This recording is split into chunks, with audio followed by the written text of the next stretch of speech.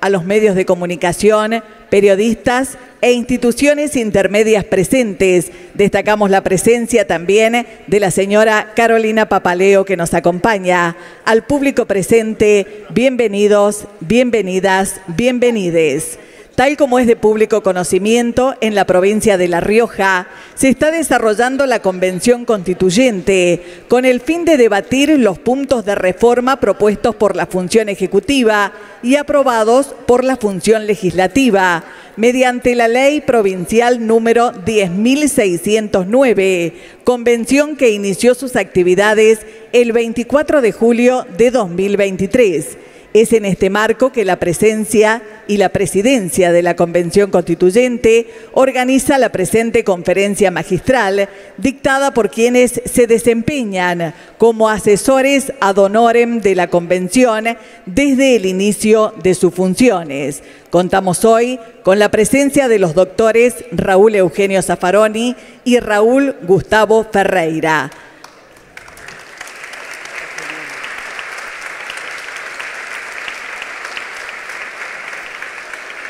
Permítanme mencionar la presencia de la compañera Kelly Olmos, ex ministra de Desarrollo Social de la Nación, que también nos acompaña.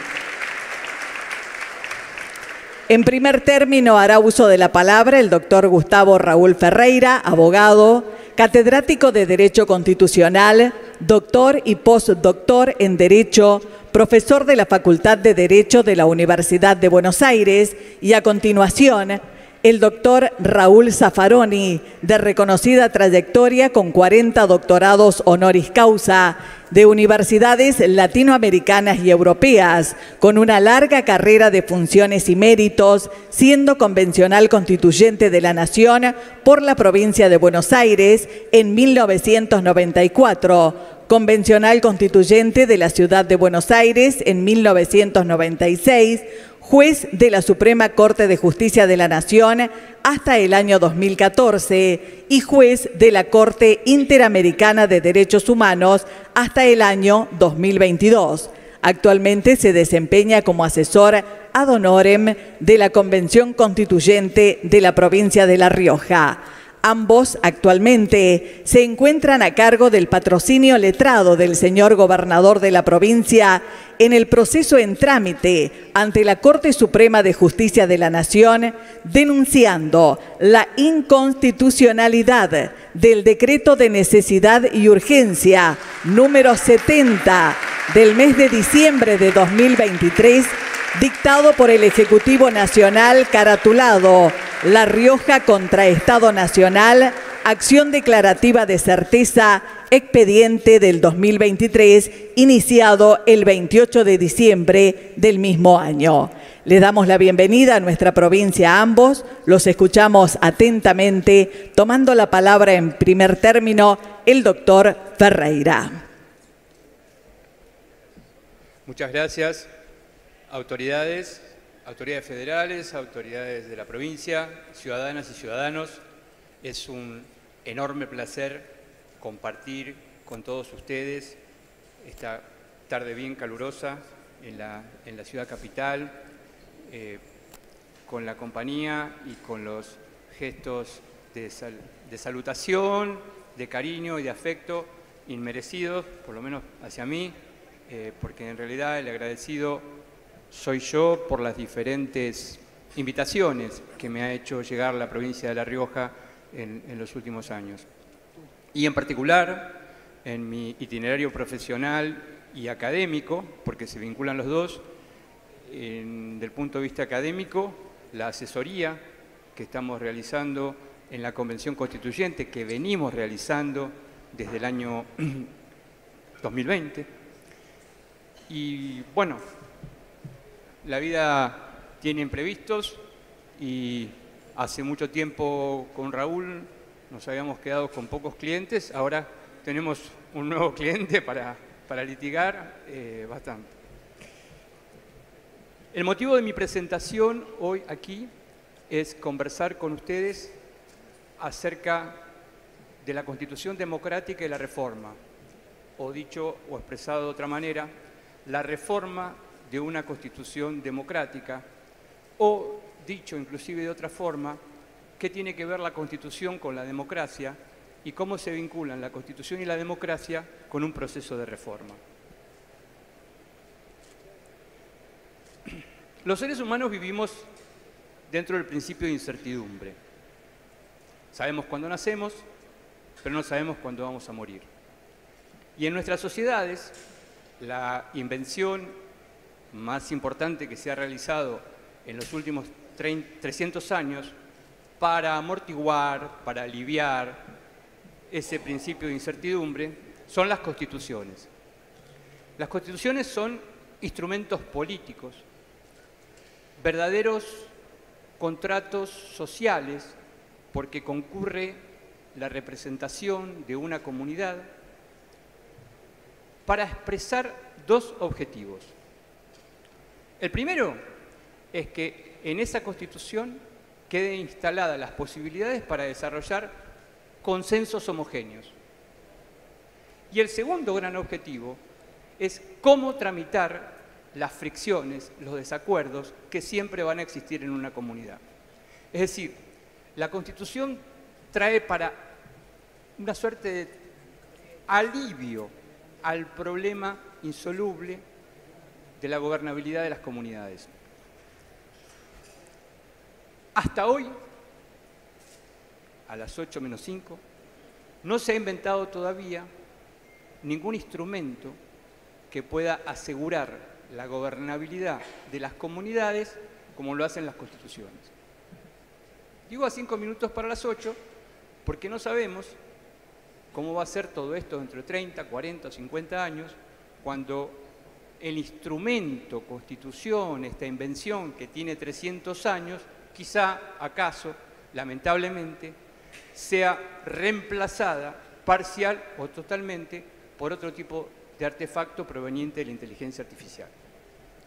Mientras tanto, todos quienes estamos aquí tenemos la plena seguridad que vamos a desarrollar nuestras vidas y que vamos a llegar dentro de muchísimos años, al final de nuestras vidas, bajo la luz de una Constitución. Dentro de 100 años o 50 no sabemos qué es lo que va a suceder. Todos los países tienen una Constitución. En Naciones Unidas hay 195 países y casi es una obligación tener una Constitución para participar de la Asamblea de Naciones Unidas. Si computamos además la cantidad de estados federales que hay en el mundo y lo multiplicamos, hay en el mundo desparramadas en este momento, además de esas 195 constituciones, alrededor de 400 constituciones, en todas las lenguas imaginables. Y si a eso adicionamos la cantidad de constituciones que solamente se han dado desde las gestas de la independencia en América Latina, que son aproximadamente 200 o 250 constituciones, tenemos una idea que las ilusiones del constitucionalista, sobre las que voy a hablar al final, han sido siempre muy importantes. Digo el constitucionalista, no el constitucionalista de profesión, sino que me llamo constitucionalista a aquellos que quieren hacer una constitución, a aquellos que participan del hecho de hacer una constitución. Cuando se hace una constitución, cuando se hizo una constitución y cuando se haga una constitución, todas las personas, los liberales, los socialistas, los conservadores, los progresistas, todos se creen y tienen un derecho a consignar en ese instrumento una cantidad de palabras finitas. La Constitución es la Biblia política de la comunidad. Y así como la Biblia no tiene palabras fuera de ella, la Constitución tampoco tiene palabras fuera de ella. Las constituciones se miden por la cantidad de palabras. Por ejemplo, la de la Argentina es una de las constituciones del mundo, la federal, que tiene menor cantidad de palabras, y la Constitución de la India tiene 10 veces más que la Constitución de la Argentina. En el medio, o más cerca de la India que de Argentina, se encuentra Brasil. Es decir, cada comunidad necesita mayor extensión con las palabras o la parquedad.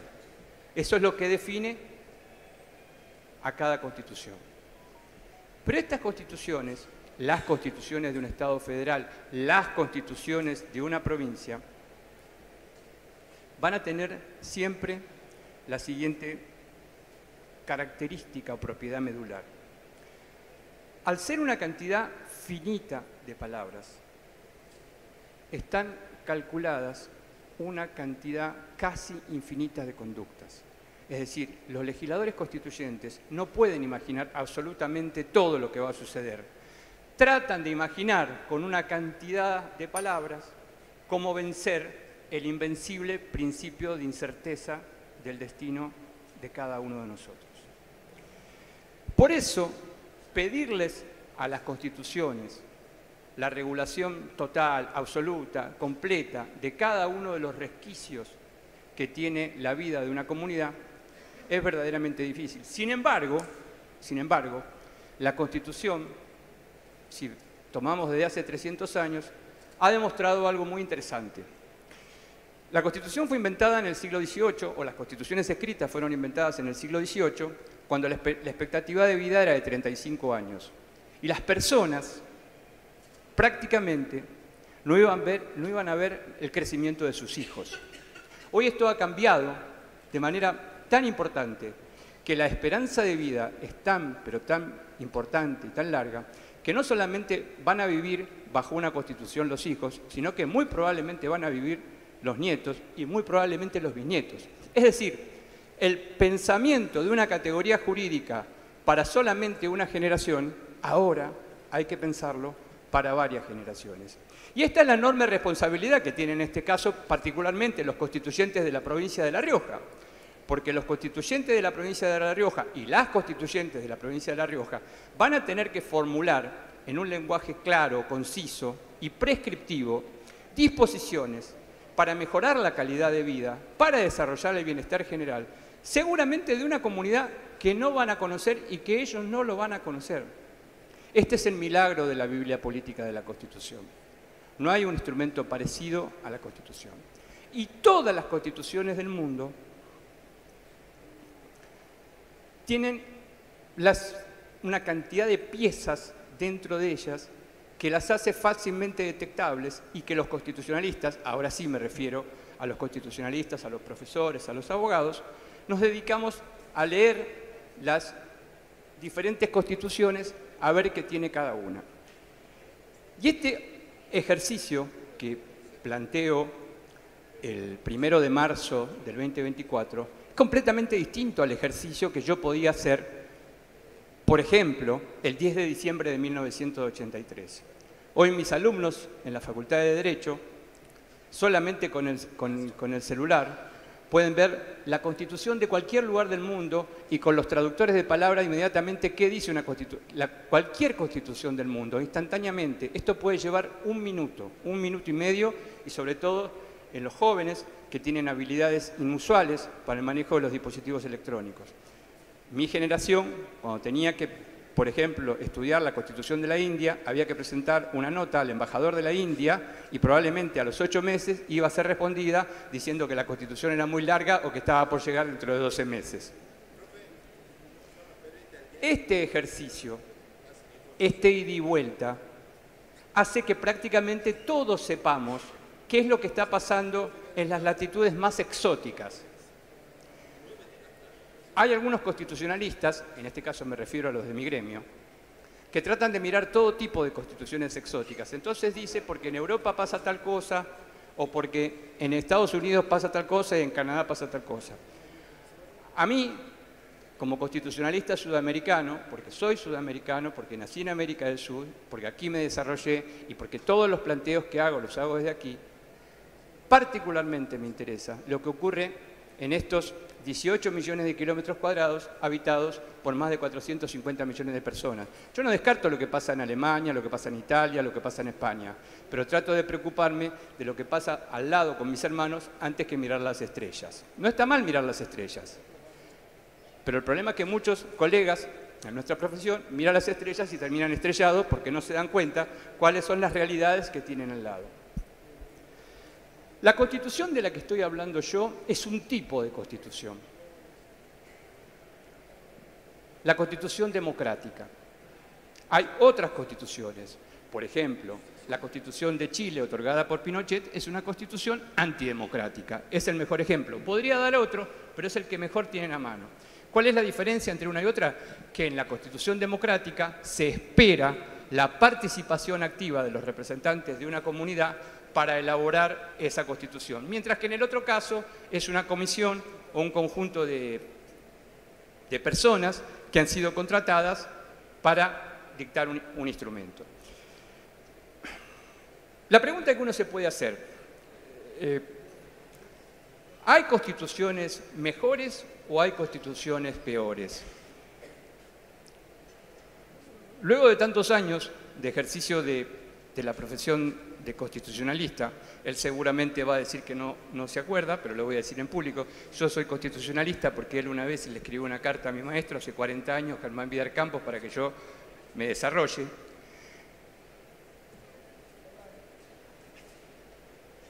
Son constituciones de acuerdo a cada comunidad, cómo se sienten en cada comunidad con esa constitución. De la lectura, uno puede salir de acá y decir, bueno, sí, a mí me gusta el artículo 10 de la Constitución de Francia mezclado con el artículo 4 de Colombia, con el artículo 15 de la Constitución de Brasil, pero esto no es así. Una constitución, por suerte y felizmente, no se hace solamente con abogados, juristas.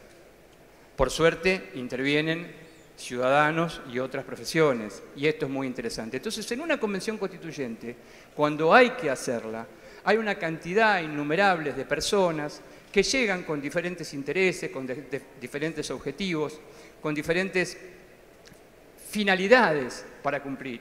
Y hay que escucharlos a todos, porque como dije al comienzo de la exposición, hay que generar consensos homogéneos para, llegado el caso, tramitar los desacuerdos. Esta Constitución democrática pertenece prácticamente, todos los estados sudamericanos tienen una Constitución democrática, salvo Chile. Salvo Chile. Chile tiene una Constitución parcialmente democrática, porque tenemos que ver el proceso constituyente que ellos han realizado desde, sobre todo en el siglo XXI, sin contar los procesos infructuosos. Pero nuestros hermanos, los chilenos son hermanos, pero digo colombianos, ecuatorianos, bolivianos, brasileños, nosotros tenemos una Constitución democrática. ¿Qué significa una Constitución democrática? Por lo menos dos cosas. Que todos los ciudadanos tienen derecho a deliberar, a elegir y ser elegidos. Y que esa democracia que contiene la Constitución es una democracia a la luz del día, que implica el diálogo y sin secretos. Y estas constituciones, de las que estoy hablando, del tipo constitucional y democrático, se caracterizan por lo siguiente. Al ser una lengua bíblica, se encuentran por encima de todo. Nada la debe tocar a la Constitución. Y si un presidente dicta un decreto por razones de necesidad de urgencia, alterando la vía jerárquica, donde lo menor en la escala jamás puede alterar lo superior, hay que predicar la inconstitucionalidad de ese decreto por razones de necesidad de urgencia por dos razones. Primero, porque no se llevó adelante el procedimiento para la formación de la voluntad ciudadana, y segundo, porque los contenidos que tiene ese decreto por razones de necesidad de urgencia están prohibidos por la Constitución. Cualquier parecido con la realidad es pura casualidad.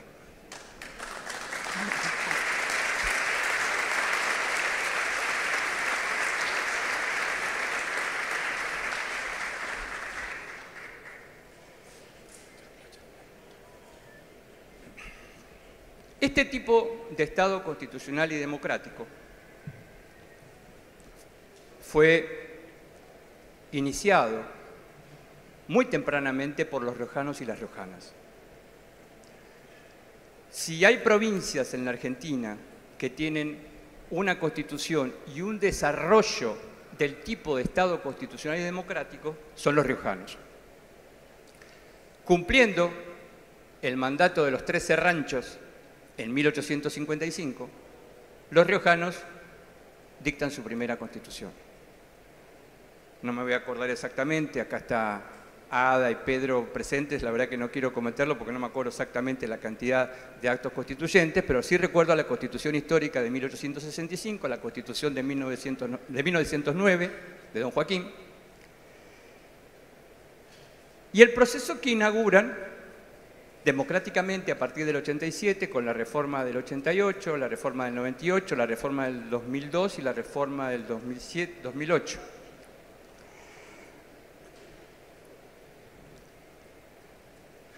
La Rioja es una provincia muy particular y muy especial, porque las cosas importantes hay que decirlas de entrada. Y en el artículo segundo, en el artículo primero habla de la voluntad popular y dónde descansa la soberanía. Y en el artículo segundo, para que no quepan ninguna duda, La Rioja es un Estado democrático.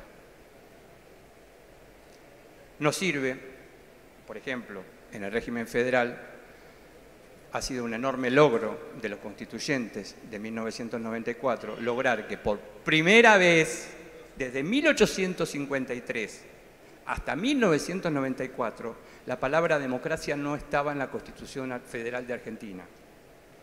Solamente estuvo en el proyecto de Alberdi. Pero no pasó, hasta que en 1994 instalaron en el artículo 36, donde dice que esta Constitución mantendrá su imperio contra cualquier atentado contra el sistema democrático. Entonces, si un presidente de la República intentase vulnerar, ya sea asumiendo la suma, por la vía de la suma del poder público, el abuso del poder o el desvío en sus funciones, intentase o lograse consumar la violación del sistema democrático, tenemos que quedar muy tranquilos, porque está la cláusula que Raúl y sus compañeros en 1994 instalaron en el 36, la cláusula de la imperatividad.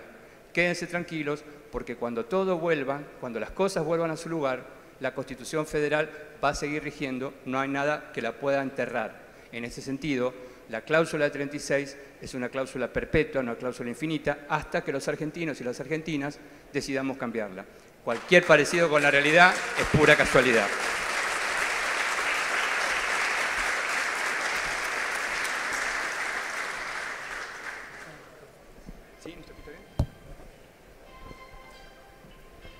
Por último, me parece que sí, ¿no? En relación al proceso constituyente que se encuentra en marcha en la provincia de La Rioja y que con Raúl hemos participado en la primera etapa vinculada con los proyectos, con las ideas, y que ustedes lo han concretado con una ley que ha cumplido un año, porque es una ley, la ley de declaración de necesidad, oportunidad de la reforma.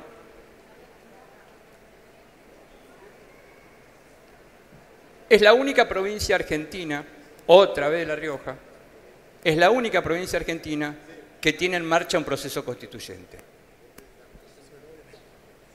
Quiere decir entonces que los constitucionalistas y la política argentina van a mirar lo que sucede en La Rioja.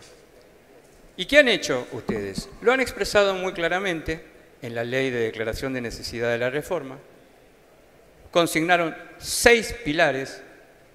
Y además de esos 6 pilares, con el cual le dijeron a la ciudadanía riojana, queremos reformar la Constitución, al menos ese fue el mensaje del gobernador Ricardo Quintela, fijaron alrededor de 20 puntos que quieren reformar.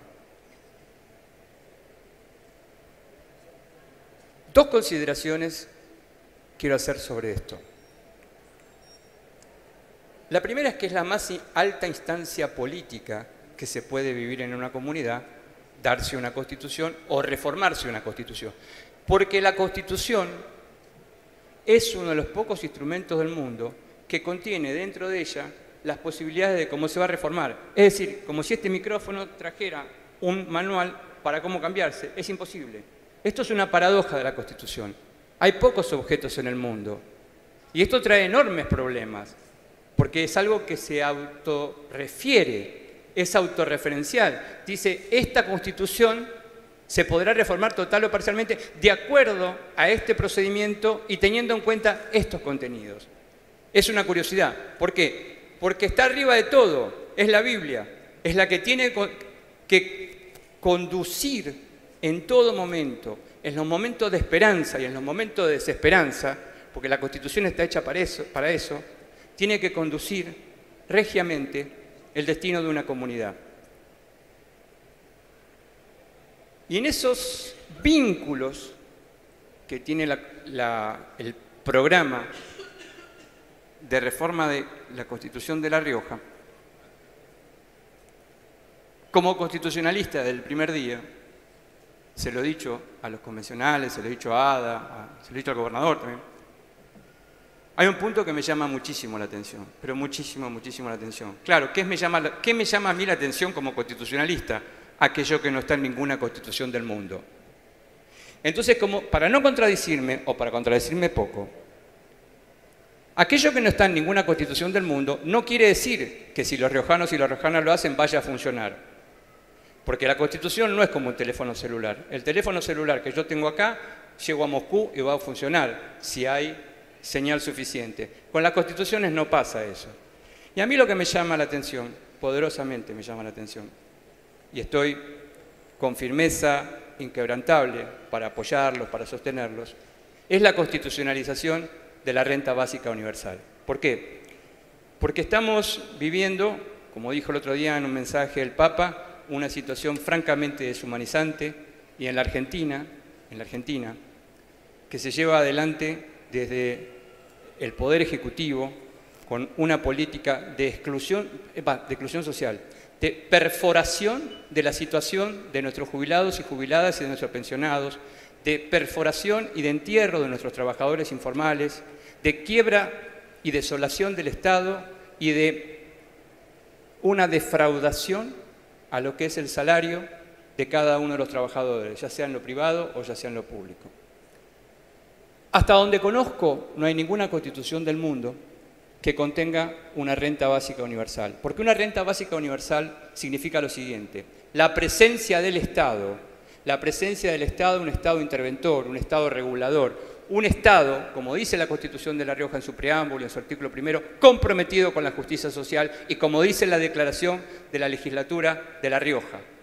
Porque esta reforma de la Constitución de La Rioja tiene como vocación más democracia, más federalismo y más justicia social. Y dentro de esos elementos, lo que les estoy señalando, que muy probablemente, en caso que esto llegasen a concretarlo, va a ser un ejemplo de estudio en el mundo, porque les repito, no hay una sola constitución en el mundo que demuestre la constitucionalización de la renta básica universal. Es decir,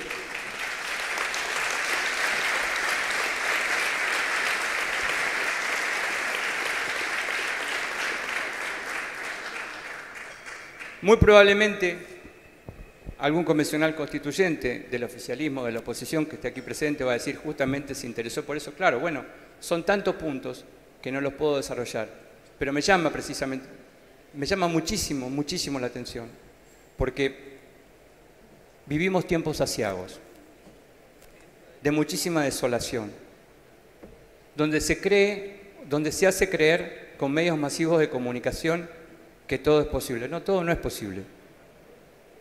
Todo no es posible. Nosotros tenemos la firmeza inquebrantable de vivir bajo una Constitución, de desarrollar una Constitución, de que la Argentina es un Estado federal porque es la unión indestructible de 24 entes. Nada puede destruir el Estado federal. No hay sujeto capaz de destruir la Argentina federal. No hay ninguna posibilidad. Quizá nos lleve más tiempo, quizá tengamos que esperar, quizá tengamos que litigar, quizá tengamos que generar nuevos consensos y hacer una profunda autocrítica respecto de lo que no hicimos en la institucionalidad republicana. Quizá tenga...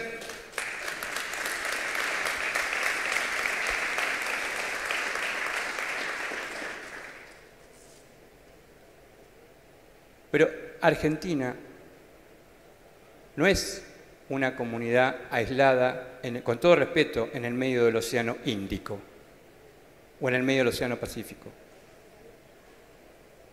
Somos un país que tiene una constitución, bueno, que muchas cosas no nos gustan, pero hace más de 170 años que la tenemos, que tenemos una doctrina consagrada, que han integrado a nuestra doctrina y nuestro Poder Judicial en la Corte Suprema a uno de los más distinguidos juristas del mundo, como es el maestro.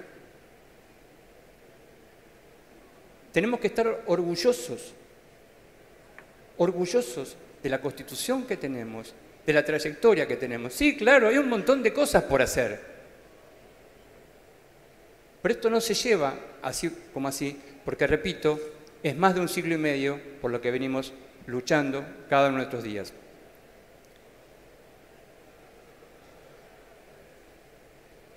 Hace un tiempo, en otro lugar, nos acompañaba en este dúo Julio Mayer, y Julio siempre hablaba al final. Empezaba Raúl con una dosis importante de optimismo. Yo, como sabía lo que venía con Julio, me quedaba en el medio, y Julio venía con la dosis pesimista. La verdad que lo extrañamos mucho a Julio. Julio debería estar con nosotros acá. Pero me acuerdo perfectamente lo que decía él. Dentro de la Constitución todo, fuera de la Constitución nada. Gracias por la paciencia, la invitación y la atención.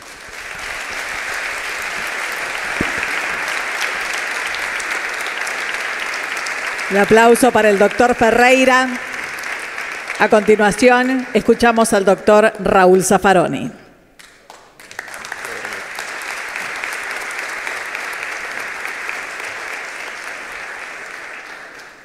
Bueno, muy buenas tardes. Ante todo, muchísimas gracias.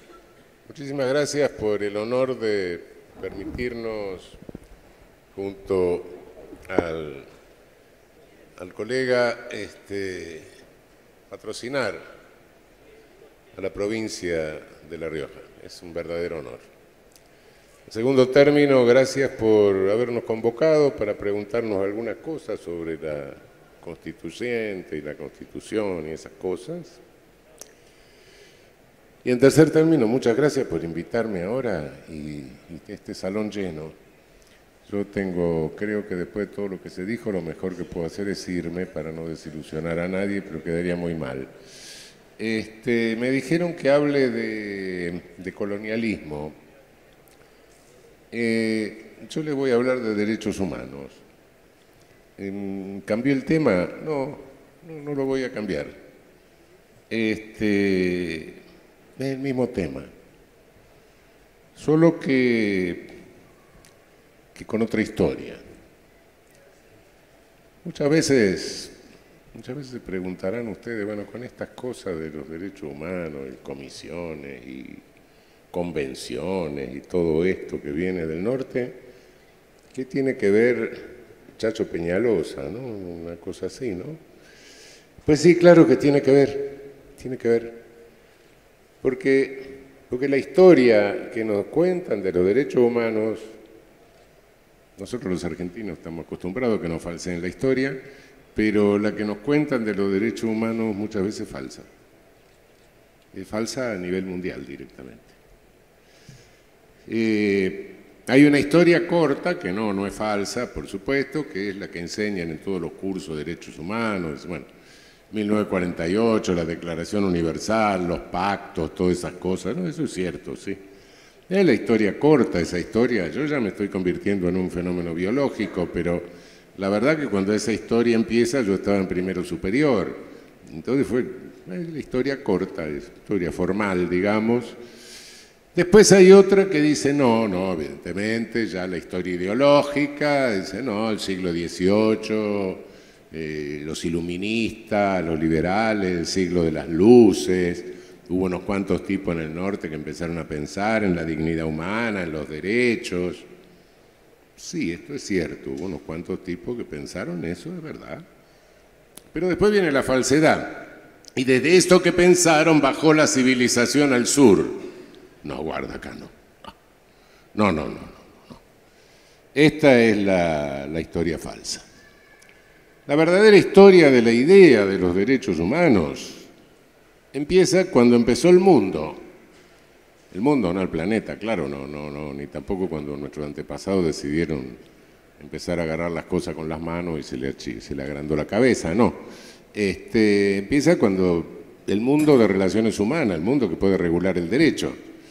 Y las relaciones humanas a nivel mundial no tuvieron ninguna posibilidad hasta que se conocieron o tuvieron la posibilidad de conocerse todos los humanos que caminaban sobre el planeta. Y esto tiene una fecha, que es fines del siglo XV, que es cuando Colón viene para el Caribe y cuando Vasco da Gama da la vuelta por el sur de África y se va hasta la India.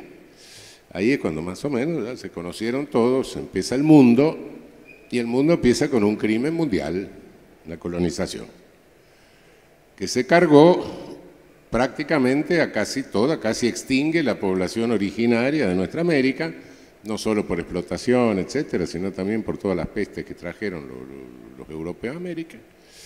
Y en ese momento surge la idea de derechos humanos, es decir, la idea de respeto al otro, por el hecho de ser tan humano como uno, que puede pensar distinto, que puede creer distinto. Surge la idea de que a los indios había que devolverle lo que se le había robado. Surge la idea de que había que respetarle la vida, la propiedad, que había que respetarle sus concepciones religiosas. ¿Y quiénes fueron estos? Bueno, fueron unos frailes, fundamentalmente Fray Bartolomé de las Casas, Pontesinos, otros, pero quizá el más notorio de todos, Fray Bartolomé de las Casas, que discute con un castradón que había por ahí, que era Ginés de Sepúlveda, en el famoso debate de Valladolid. Y Ginés de Sepúlveda dice, no, un momento, los que no respetan el derecho natural no tienen derecho a ser respetados. ¿Pero qué era el derecho natural para Sepúlveda? Su cultura. Los que no comparten mi cultura son inferiores, son subhumanos. Fenómeno. Bueno, ¿cómo se produce este genocidio originario del colonialismo originario? ¿Por qué Iberia se larga sobre nosotros y no se largaron los noruegos, algún otro que podía andar por ahí, ¿no? Porque tenían una estructura colonizadora. Nadie puede colonizar si no tiene una estructura colonizadora, y una estructura social colonizadora es una estructura social vertical, piramidal, en forma de ejército. Es una sociedad jerarquizada, corporativizada. Y ellos la tenían porque se habían dedicado varios siglos a colonizar al al-Andaluz. ¿Y qué era el instrumento de esa? Bueno, la Inquisición a partir del 1200, etcétera, el patriarcado, de un golpe, pum, subhumanizan a la mitad de la población. Es decir, no el racismo. El patriarcado es un presupuesto de la colonización, el racismo es una consecuencia. Cuando hubo que ordenar al personal de este enorme campo de concentración, de este enorme campo de trabajo forzado que es una colonia, que es una ocupación policial de territorio extranjero, en la versión originaria, ahí sí surgió el racismo. Hasta entonces la melanina sí se sabía, pero no había jerarquizado personas. Bueno, eso fue lo que nos costó casi la extinción de nuestras poblaciones originarias. Nos costó el transporte de casi 20 millones de africanos esclavizados y nos dejó una tremenda herida de racismo en toda nuestra América. Estos ladrones que llegaron se llevaron oro, se llevaron plata, se llevaron materias primas, pero como tenían una sociedad tan verticalizada, tan jerarquizada, no lo pudieron aprovechar. Y entonces las manufacturas se las compraban a otros, el oro y la plata se iba para los otros, y en el centro norte de Europa se desarrolla la burguesía. Es decir, ellos habían echado a los judíos, habían echado a los moros. Iberia no podía tener una clase de industriales, de comerciantes, de banqueros, etc. Fue el centro norte de Europa. Se desplazó la hegemonía de las potencias marítimas al centro norte de Europa y ahí viene el neocolonialismo. Se debilita el imperio ibérico.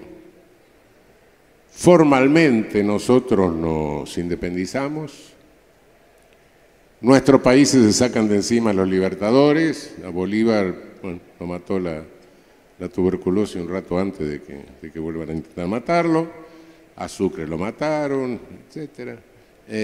San Martín prudentemente dijo, yo me voy. Y una vez que se sacaron a los libertadores, ese neocolonialismo asume la forma de nuestras repúblicas oligárquicas. Llámese porfiriato mexicano, oligarquía vacuna argentina, patriciado peruano, República Bella brasileña. ¿Y con África qué hace? Se la reparte en 1885 en Berlín como si fuera una pizza. Se sientan los europeos en Berlín y reparten África.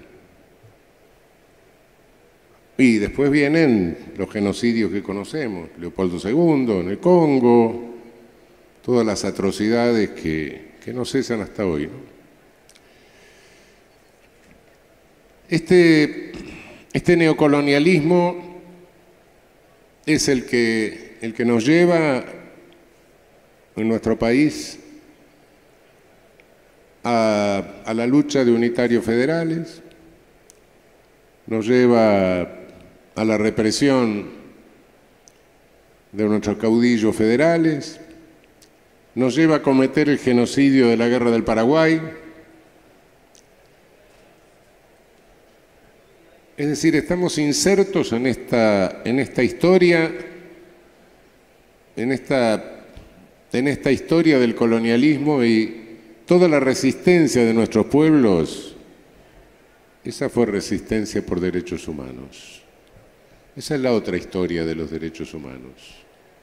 La historia que no nos cuentan desde el norte, pero la que podemos contar desde el sur. Y el norte,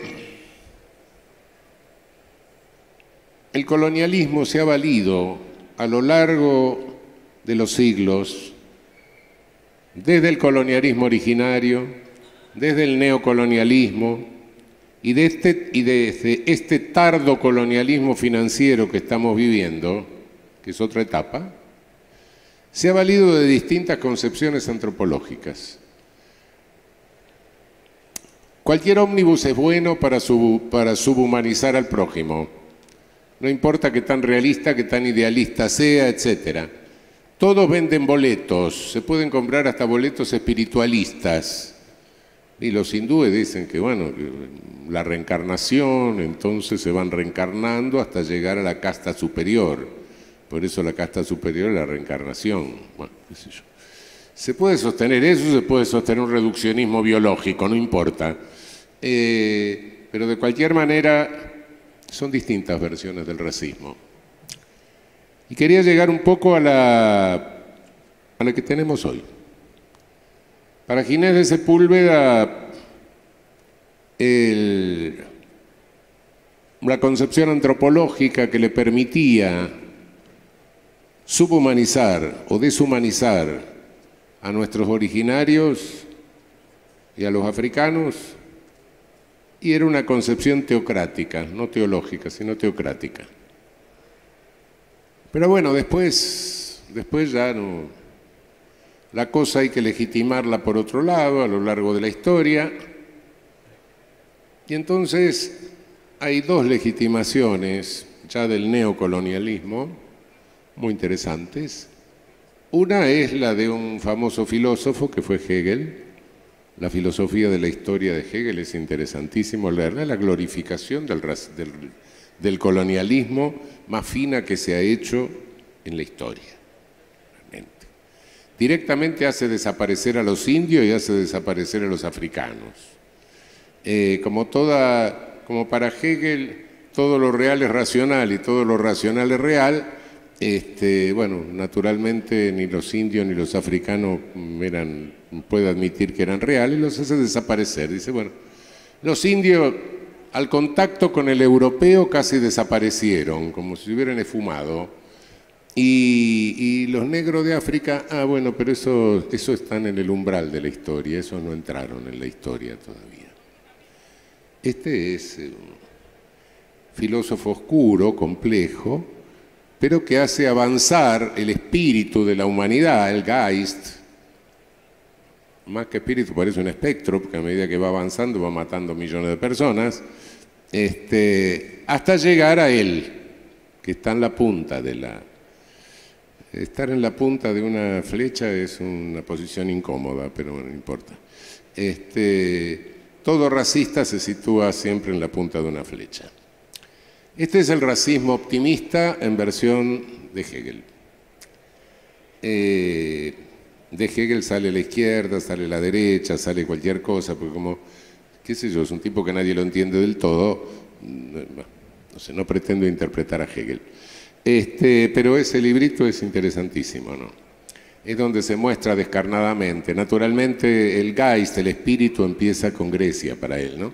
Antes no importa, los judíos estaban sometidos al poder absoluto, los islámicos eran sensuales, los orientales eran teocráticos, todo empieza con Grecia, porque naturalmente todo el romanticismo alemán se considera la versión actual del pensamiento griego en el siglo XIX.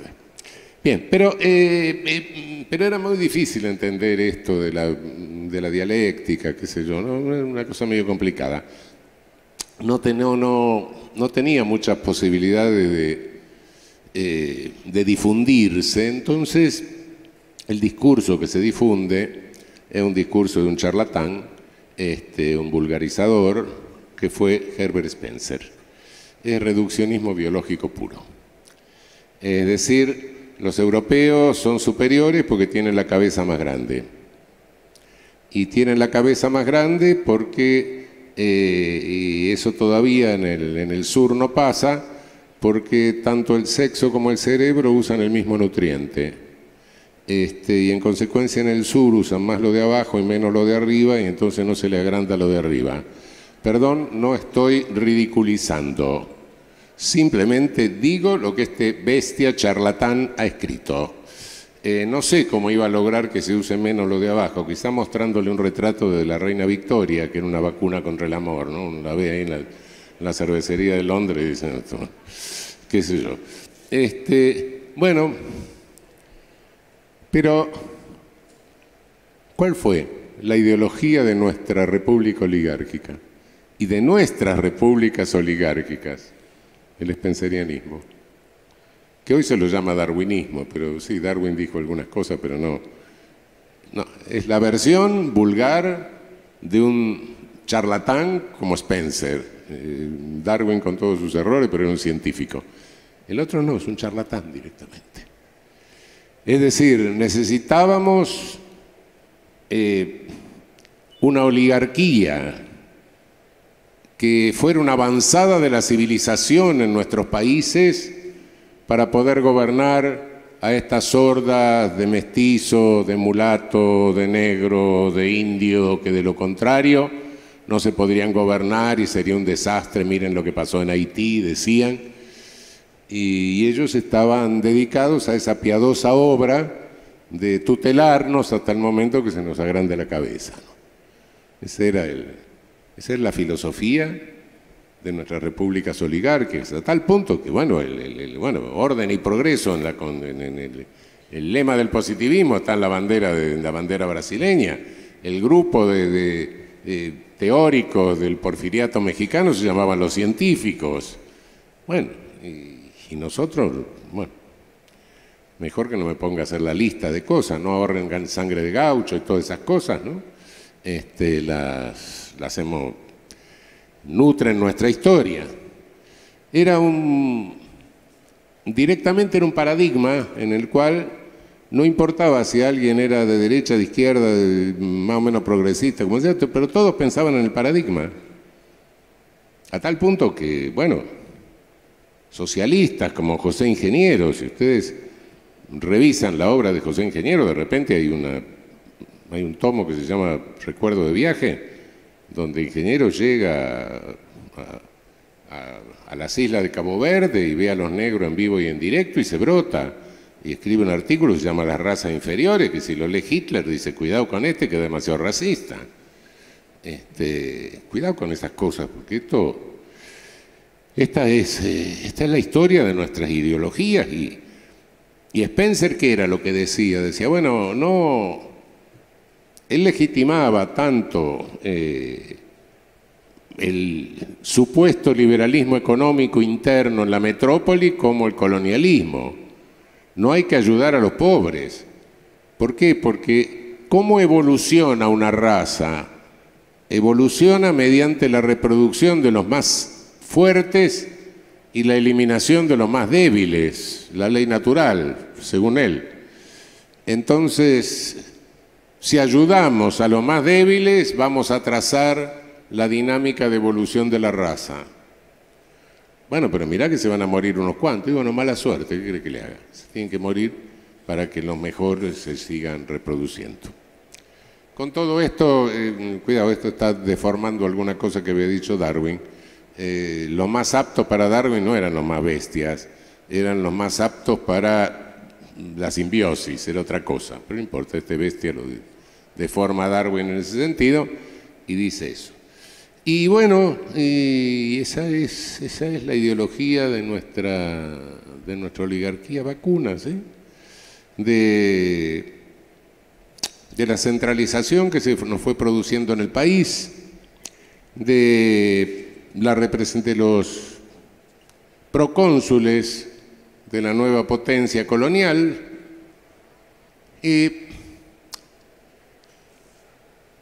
contra los cuales en toda nuestra América surgieron una serie de movimientos populares, etcétera, que ampliaron la base de ciudadanía real, en fin, todo eso lo sabemos. Ahora bien, me dirán ustedes, bueno, pero ¿y esto? Ahora, si esto fue así, ¿cómo se positivizan los derechos humanos a nivel de derecho internacional y por qué se positivizan?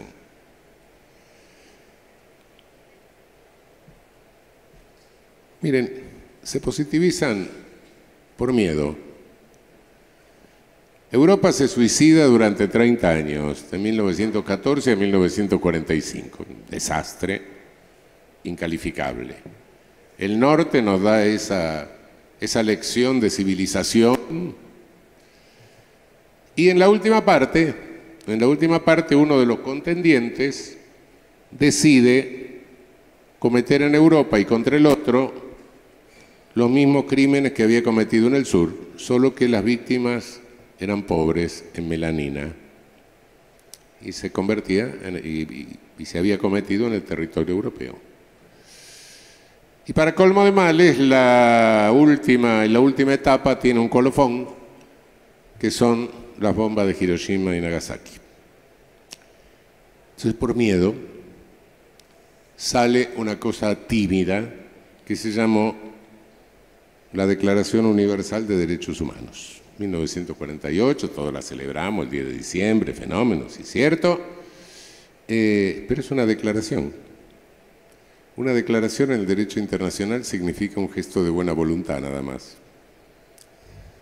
Tardó 30 años esa declaración en convertirse en norma internacional.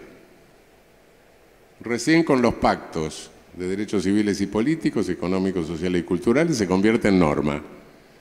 Y entonces pasa a integrar la Carta de Naciones Unidas. Hasta entonces, una tímida manifestación de buena voluntad, precedida por algo que llama la atención, que es el día antes, el 9 de diciembre de 1948, la convención que condena el genocidio, de la cual desaparecen las últimas palabras del proyecto. Grupos políticos o análogos se borran. Porque, claro, no le convenía tampoco a los norteamericanos, pero tampoco a Stalin. Entonces desaparece el proyecto original. Y hasta hoy tenemos una definición incompleta de genocidio a nivel internacional. Inmediatamente hay unas declaraciones del presidente Truman que son muy interesantes. Dice, bueno, le agradecemos a Dios que la energía nuclear, las bombas, nos hayan caído la fórmula de nuestro lado. Está ahí más o menos, está bien, si no los nazis ven hecho. Fenómeno. Y le rogamos que nos enseñe a utilizarla conforme a sus designios. Bueno, un Dios que enseñe cómo utilizar la bomba atómica, verdaderamente, no sé, el Dios de Truman debe ser distinto al mío, no lo entiendo. Es decir, un sector supuestamente socialista que se reservaba el derecho a eliminar grupos políticos y análogos, y un sector que se proclamaba capitalista que le rogaba a un Dios que le enseñe cómo usar la bomba nuclear. El mundo que surgía en el 48 no era un mundo muy racional, y efectivamente no lo fue. Y hoy ¿qué idea del ser humano, qué filosofía, qué antropología filosófica nos venden? Porque, insisto, el neocolonialismo a mi juicio se terminó en nuestra región con las dictaduras de seguridad nacional, llegó a su fin. Hoy hay un tardo colonialismo financiero como resultado del cambio que se produjo en el capitalismo mundial. El capitalismo de posguerra tuvo sus 30 años, sus 3 décadas de oro, fenómeno, pero bueno, después no podía seguir fabricando papeles verdes porque era inflación, entonces empezó un día a fabricar unos papelitos, te voy a pagar lo que no te voy a poder pagar nunca, y hoy Estados Unidos tiene casi 2 PBI, un PBI y medio más de papelitos de te voy a pagar, que no lo va a poder pagar nunca, y no sabemos a dónde va, pero bueno. Frente a esto, la hipertrofia del aparato financiero provoca una situación que no es idéntica al viejo imperialismo. En el viejo imperialismo la batuta la llevaban los políticos del norte en beneficio de sus establishments. Ahora los políticos del norte están controlados directamente por los CEOs, por los Chief Executive Officers de las corporaciones transnacionales. La política ha perdido poder, uno ve y dice, bueno, el viejito que está en Estados Unidos, ¿qué puede hacer? Y muy poco, si joroba mucho a las transnacionales, toca un botón y le traen un café. Mucho de eso no. En Europa las decisiones económicas no las toman los parlamentos, sino que las toman en Bruselas. Es decir, como resultado de esto estamos viviendo esta realidad de este tardocolonialismo financiero se encubre con una ideología que es una ideología que se remonta a la Suprema Corte de Estados Unidos de fines del siglo XIX, del 1890, 1880 más o menos, que es la teoría del derrame, ¿no? Eso lo sostenía la jurisprudencia de la Corte. Esa jurisprudencia se varía en Estados Unidos por efecto de cuando con el New Deal de Roosevelt hay todo un conflicto de Roosevelt con la Corte, qué sé yo, hay unos cánceres oportunos y alguien que cambia de opinión y más o menos logra que le legitimen cierta injerencia económica. Como reacción frente a esto surge una tesis economicista divulgada por unos economistas austríacos que difunden unos panfletos políticos. Me refiero a Friedrich von Hayek y Ludwig von Mises. Los dos trabajos pequeños de ellos, que son los que se han difundido y que se leen por todos lados, no son trabajos económicos, son panfletos políticos. Uno que se llama Camino de Servidumbre, y el de von Hayek, y el de von Mises, La mentalidad anticapitalista. Directamente son unos panfletos en que confrontan de una manera brutal con el keynesianismo y con todo lo que... en definitiva, qué sé yo, Keynes sería lo mismo que Stalin aproximadamente, una cosa por el estilo. Estos panfletos digo que son panfletos políticos, son de divulgación totalmente, Von Hayek es un deshonesto porque publica eso en el 1944. Uno lo va leyendo y dice, bueno, es contra la Unión Soviética. No, llega a la barbaridad de decir que Hitler y Mussolini eran socialistas. Y luego lo republica en el 47, ya en la posguerra, y dice, sí, es cierto que yo tenía que haber mencionado más a Stalin, pero no lo mencioné porque era nuestro aliado. Y Ludwig von Mises es interesante leerlo, sobre todo un párrafo, donde el tipo logra una síntesis que es insuperable. Dice, hay un error muy frecuente, y es creer que cada ser humano tiene un derecho por el hecho de haber nacido. Creo que no hay una síntesis más insuperable de la negación de la base misma de los derechos humanos. Bueno, eso es y eso nos da, de esa retorta rara sale una concepción antropológica descabellada que es el Homo economicus. El Homo economicus es un bicho que se maneja con ley de oferta y demanda en todo. ¿Qué sé yo? Se casa, se divorcia, tiene hijos, elige una profesión, por ley de oferta y demanda. Los demás parece que no somos ya humanos, somos subhumanos. Si no somos Homo economicus, somos subhumanos. Y eso esa es la ideología que cunde hoy. Ideología que llega a nuestro país de una forma que no tengo por qué relatársela porque todos la conocemos. Y bueno, quizá les haya contado una historia diferente de los derechos humanos. Pero los derechos humanos realmente surgen como resistencia contra el colonialismo. La historia de los derechos humanos es la historia de la resistencia al colonialismo.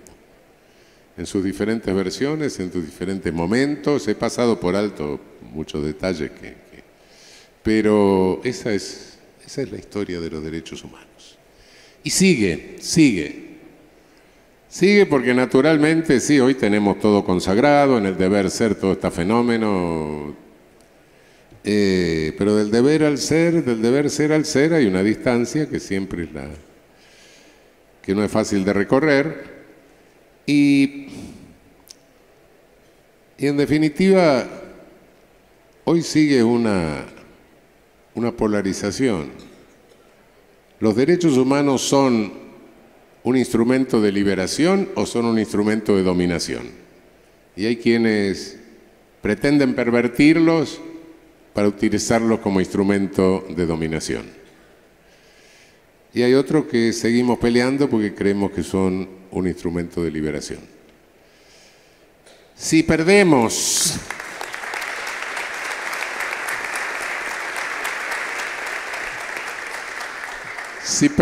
en esta polarización, y los pueblos van a tirarlos al diablo y se van a ir por otro camino.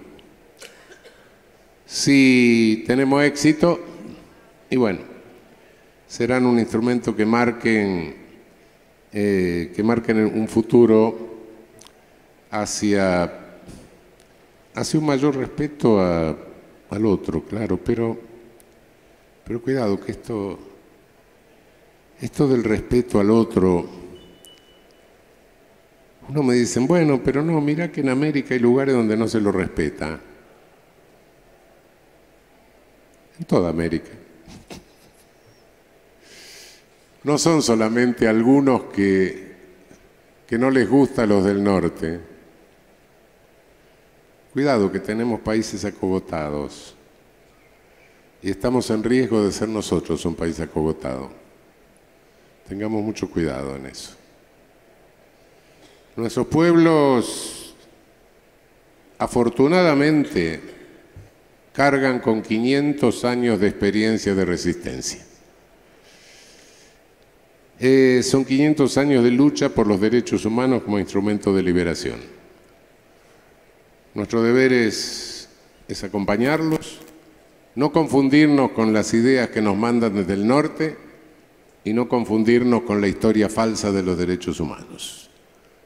La historia de los derechos humanos es la historia de la lucha contra el colonialismo.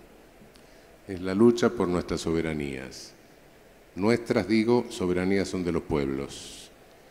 Es la lucha de nuestros pueblos originarios que no han desaparecido. Es la lucha de nuestras culturas en una América nuestra que es un riquísimo mosaico de culturas que interaccionan. No hay en el mundo otra región con semejante cantidad de población en donde interaccionan de alguna manera los que sufrieron genocidios originarios y quizá los que sufrieron los genocidios del resto del planeta. Unos estaban acá, otros llegaron y aquí estamos todos interactuando. Bueno, muchísimas gracias.